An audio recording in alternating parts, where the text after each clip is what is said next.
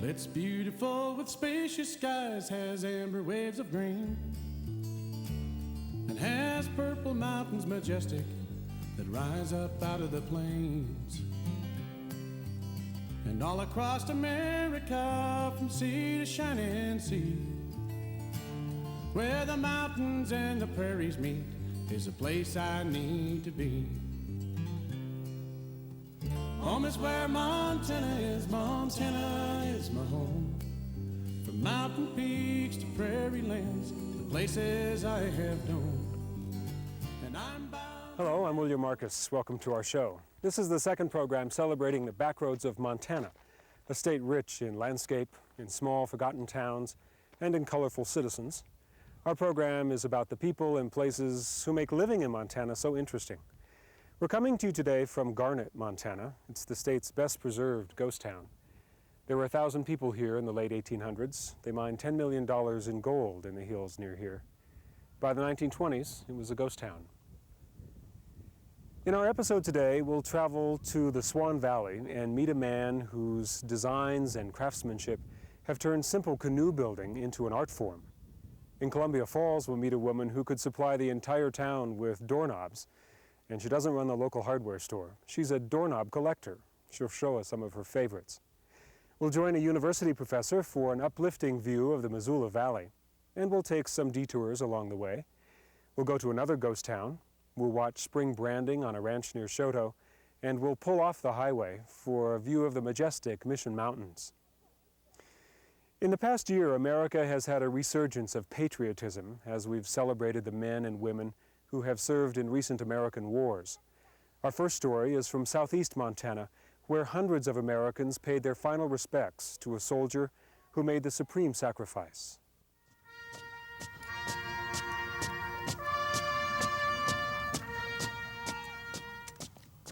Edward Botzer was an ordinary soldier, probably interested in making the Army a career. He was nearing the end of his second enlistment, and it seemed likely he would sign up again. Botzer was 31 years old and average height, slightly arthritic, and suffering from an impacted wisdom tooth. Prior to his death, little had happened to distinguish his career. What makes the funeral of Sergeant Edward Botzer remarkable is that he died 115 years ago while serving with the historic 7th Cavalry under the command of Lieutenant Colonel George Armstrong Custer. Botzer, along with 225 comrades, died during the Battle of the Little Bighorn.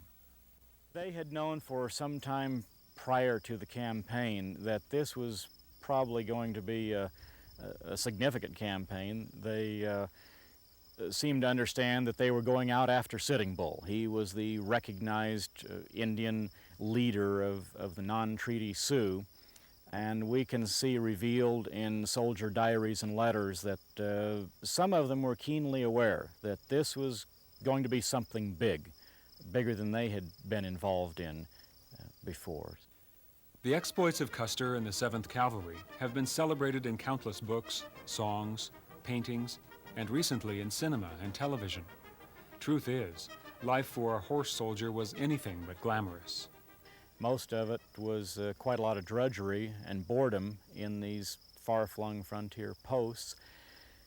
They often referred to forts as government workhouses because they had enlisted to be soldiers and they felt that they were simply underpaid laborers. As a result, many men deserted or used the Army as a free ticket to the rich gold fields of the West. But Edward Botzer's motivation did not waver. He came to America from his native Germany and joined the U.S. Army. He rode with the 7th from Fort Abraham Lincoln, across the Dakota Territory, up Rosebud Creek, over the Wolf Mountains, and into the valley of the Little Bighorn.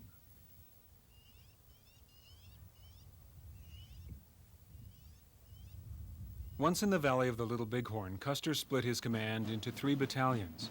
Edward Botzer would ride with Major Marcus Reno and help launch the initial attack on the Indian village, an attack Custer hoped would occupy the Indians long enough for him to move his battalion north and strike the village from the rear. At the time, neither Custer nor Reno knew they were engaging the largest gathering of Indians assembled in North America. They were probably outflanked by warriors coming upstream from the village, coming up through the timber here, along the river, and of course they were fairly well surrounded on the plain out here by the warriors who were increasing in numbers from the village all the time. Despite overpowering forces, Reno's men fought for the better part of an hour. Hoping to secure a better position and half expecting to see Custer, Reno gathered his command for a dash back to the river in safety. But confusion spread after conflicting orders were issued, and soon the Sioux warriors were mixed among Reno's panicking troops. Some of the warriors described it as being much like a buffalo hunt to them. They rode along either side of this mass of soldiers who were riding at full speed, Indians likewise. After reaching the river, Reno failed to form a rear guard. The horses were reluctant to descend the steep riverbank and wade into the 4-foot deep water. Men began pushing on top of one another in a desperate attempt to cross into safety. Many of the initial soldiers who arrived there could not urge their horses off that bank into the water, but probably the pressure of the other horses coming in behind them finally forced them in. In the meantime, warriors were coming up the river, riding right up the stream, and of course all these warriors who had been following the column as well came to this crossing, and it was quite a melee down here. Many men were killed right at the crossing, either on one bank or the other. Of the 140 men who had charged the Indian village scarcely an hour earlier, almost 1/3 were dead. Among them, Sergeant Edward Botzer. For 113 years, his remains would lie beside the river he so desperately tried to cross. The man did suffer trauma at or about the time of death. It's called paramortem trauma. There was a blow to the face on the right side that struck here, breaking this part of the jaw and breaking these teeth off at the gum line. It was a significant blow. Probably would have rendered him unconscious or nearly unconscious for a short period of time. Not enough to have caused death. One speculation might be that he was in the process of riding to the river, and a warrior could have struck him a blow with a lance or a gun barrel. That would be the type of blow that would cause that kind of injury. Major Reno and his command retreated to the bluffs overlooking the river, where they were joined by Captain Frederick Benteen. Benteen was under orders from an anxious Custer to come on, big village, be quick, bring packs. But neither Reno nor Benteen could advance. For 2 horrific days, their companies hid behind sagebrush as Indian sniper fire pinned them down. Meanwhile, Custer rode into history. The remnants of his command gathered on the western slope of a small ridge. They shot their horses for breastworks and fought their last stand. Today, a granite monument marks the area. It bears the names of the soldiers killed in the battle. The remains of the troopers lay in a common grave around its base.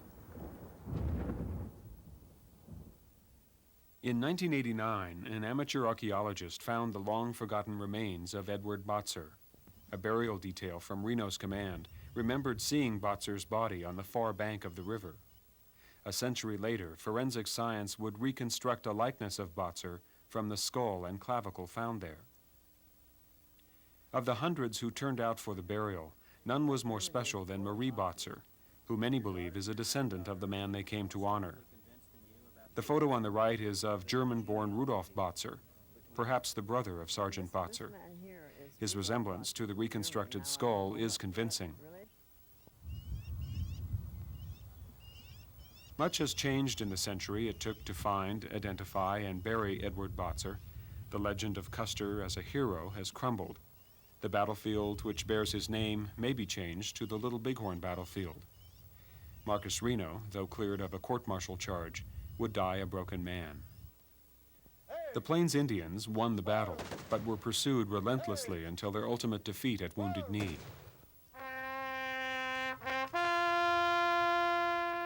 One thing is unchanging. The mystique and romance of this long-ago battle has become a part of our American conscience. After 115 years, Sergeant Edward Botzer will finally be at peace, but his place in history will continue to captivate and haunt our imagination.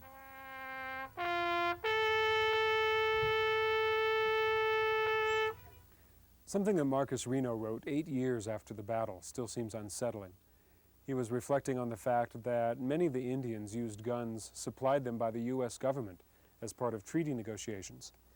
He concludes with these lines: The harrowing sight of the dead bodies crowning the height on which Custer fell, and which will remain vividly in my memory until death, is too recent for me not to ask the good people of this country whether a policy that sets opposing parties in the field, armed, clothed, and equipped by one and the same government, should not be abolished.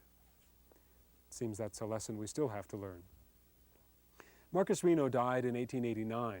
In 1967, his remains were interred at Custer National Cemetery. Just a few paces north of where Marcus Reno lays is the grave of my Uncle Buddy, who died during World War II. I remember several Memorial Days at Custer Battlefield as a child. You should take your children to see the hill where Custer fell. It could spark an interest in history that could last a lifetime. And now from the plains of eastern Montana, we move to the mountains of the west. Some of Montana's most beautiful mountain peaks are located in the Mission Range. A dozen of them rise over 9,000 feet. Rest your eyes on these pictures.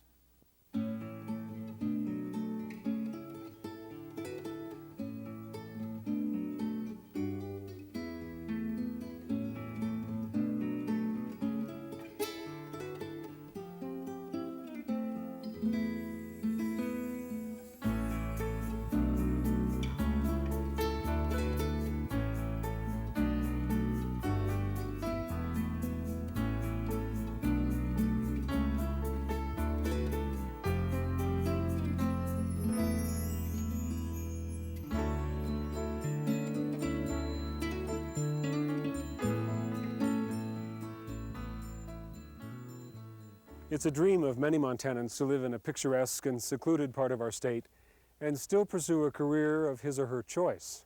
In Swan Lake, we found a man who has achieved both. On top of that, he keeps his own hours. And when he's not in the office, he's out on the lake, test driving one of his own creations. Everyone in the tiny community of Swan Lake knows Grey Morley. He's the canoe guy. Alone in his workshop, which used to be the community bar, Morley designs and builds beautiful cedar canoes, boats which are as elegant in the water as they are in Morley's small showroom. I consider myself a craftsman. A lot of people say I'm an artist. It's just something that I really enjoy doing, and if I can continue to make a living from it, I'll keep doing it. Morley grew up surfing the beaches of Southern California. A love for the outdoors brought him to the University of Montana, and eventually to the Swan Valley, where his woodworking skills launched this unique business. People come in and want something special in a canoe. If they know just what they want and nothing is available like that, I can create it for them. Once a client has chosen from over a half-dozen styles, Morley begins construction by curving the oak stems that will form the canoe's bow and stern.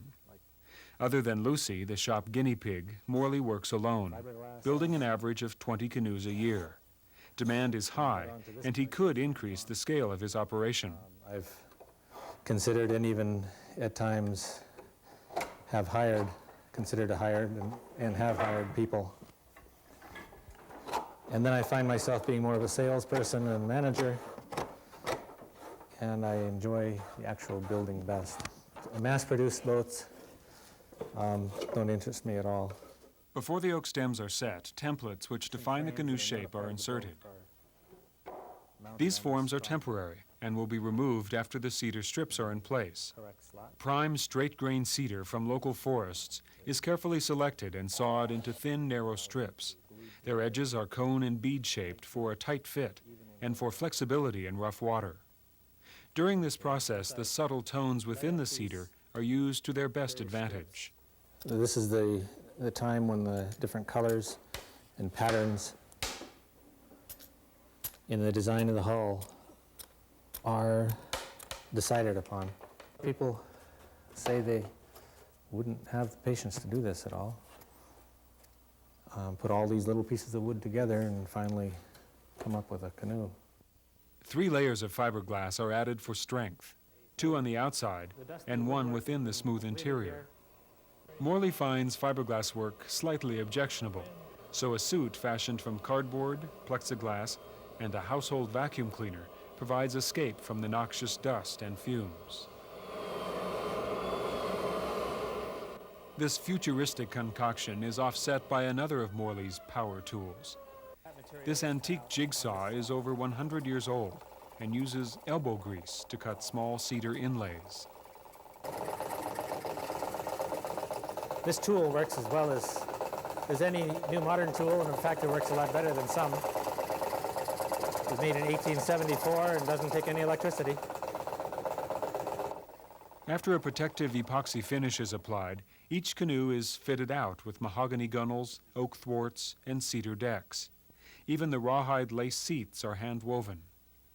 Each canoe takes about 2 weeks to build, and with care, will last a lifetime. A lot of the people who order canoes from me expect to keep them for the rest of their life or pass them down in their family even. They'll have me write their name, made for so-and-so, a certain date by myself.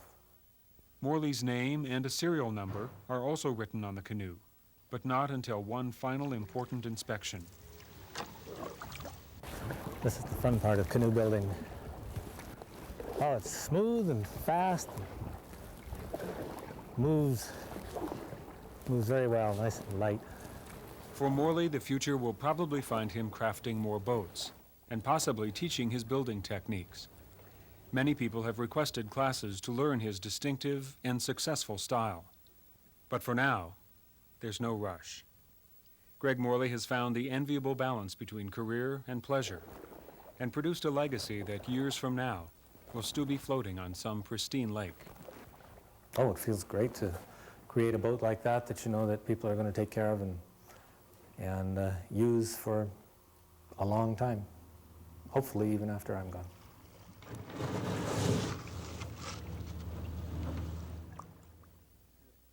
Greg Morley also repairs canoes that have received rough treatment.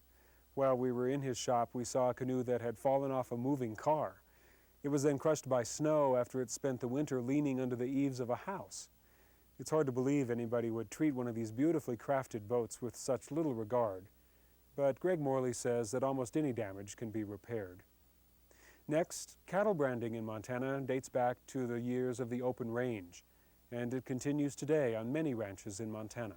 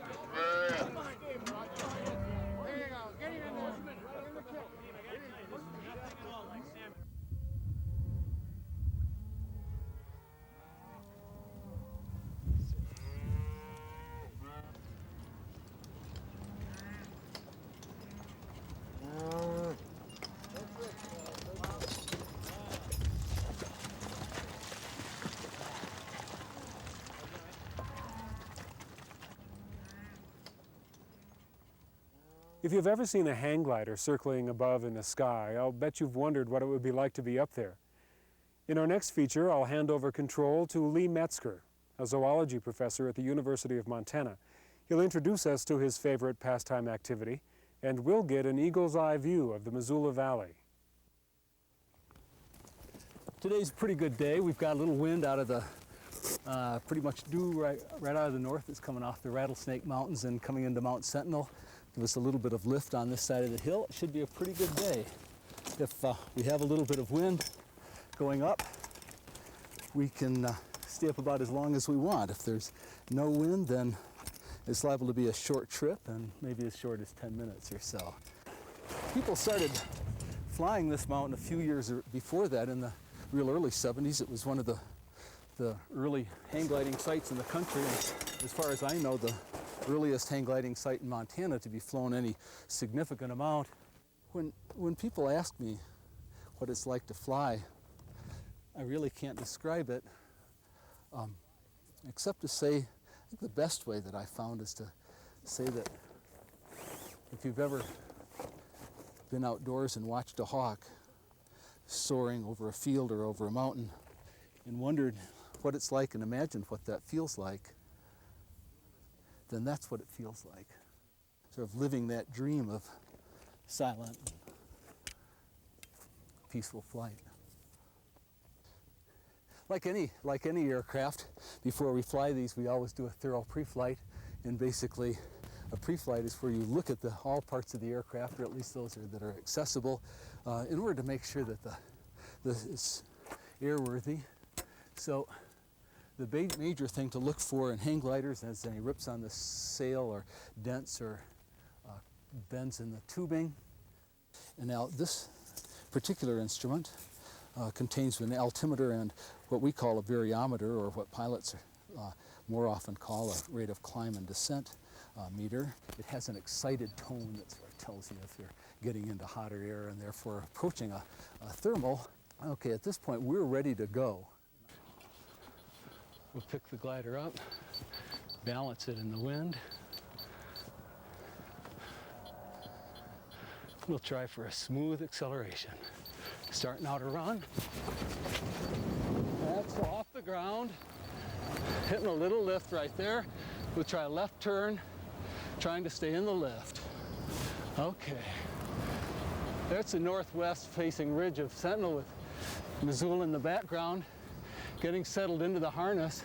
Coming around for a view of launch. Here's our camera crew back on launch. We'll dive a little bit and then turn up out of this gully. That's a steep left turn. Trying to get out of the gully in time to get back to the ridge and catch whatever lift is there. Basically, in flying hang gliders, we control our speed by forward or back movement of our body relative to the bar. This is called scratching. We're down close to the trees. We're feeling the air currents. We're in close, intimate contact with the air rising off the ground.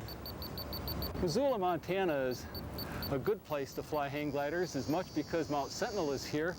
It's been flown for a long time, since hang gliding really started. It's a historically well-known mountain. It's one of the few places in the country where we can live and look at our local flying site and make hang gliding really an after-work sort of sport. I'm going to go out over the university now, and we'll see if we can't pick something up. You hear the wind pick up. That's because I'm diving and I'm gaining speed. I'm probably cruising about 32 miles an hour at this point. Now we'll do a turn out here. Nice view of downtown Missoula and the Clark Fork River. The oval and the university. I'll do a sharp right turn. There's a nice right turn, just to give you an idea for what these gliders will do. Okay, we'll head on over towards the golf course. And so you'll see Missoula begin to drop away.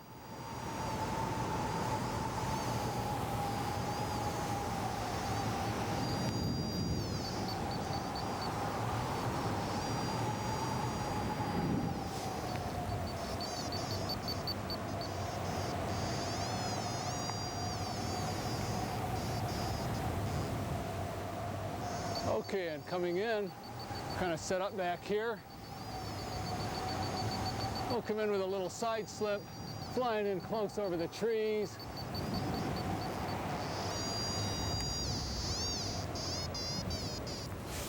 Okay, coming upright into the position we like for landing.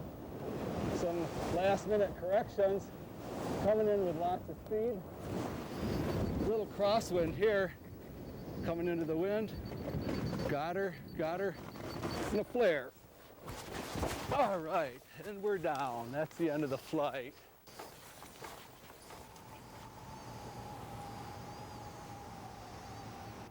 There is no place that I'd rather be than right here at this point in time.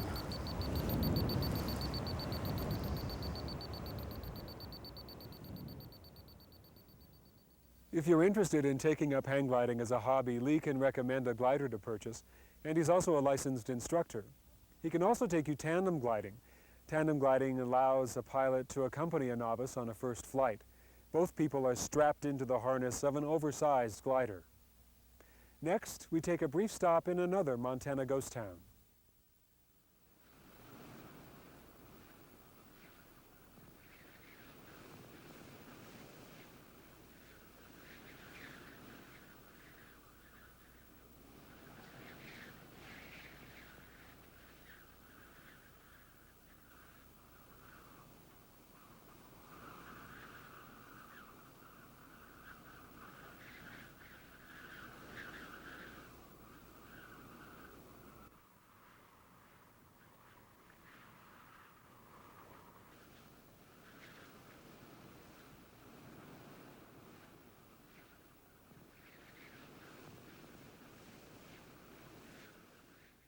We were going to take you inside here, but there's no doorknob.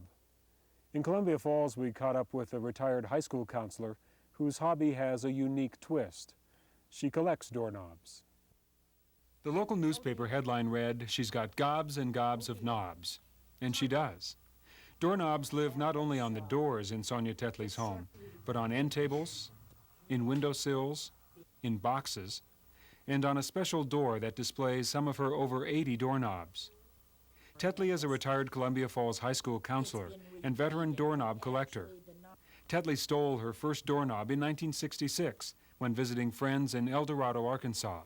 People seem to be intrigued by the fact that I have this kind of a collection, and they spot them, and how they get them, I never ask. I never ask. I say that I prefer that they be stolen, or if they are purchased, the person should at least get them for a steal. Tetlie travels often, screwdriver in hand, and is always on the lookout for pretty or interesting knobs. She says old restaurants, homestead houses, and chicken houses usually prove to be good finds. Bathroom doors often have beautiful knobs, but Tetlie says removing them has caused some problems. In a resort in this area, I did indeed take one from a bathroom door, and one of the guests ended up being locked in the bathroom because there was no knob on the other side, and the one on the front side fell off, and they had quite a time opening the door for the poor lady. As long as her collection remains limited to doorknobs, Tetlie's home won't become overcrowded with her collection. But if I'm getting this much of the door, I worry about when people start coming with the entire door. Well, that'll wrap up this edition of Backroads of Montana. Thanks for watching, and thanks to those of you who sent in cards and letters after our first show. If you have questions or comments about Backroads of Montana, or an idea for one of our future programs, send us a letter at this address. Again, thanks for watching Backroads of Montana. I'm William Marcus. See you next time. Home is where Montana is my home. From mountain peaks to prairie lands, the places I have known. And I'm bound to ramble, yes, I'm bound to roam. And when I'm in off the road now, boys, Montana is my home. Coming in off the road now, boys, you know I'm heading home.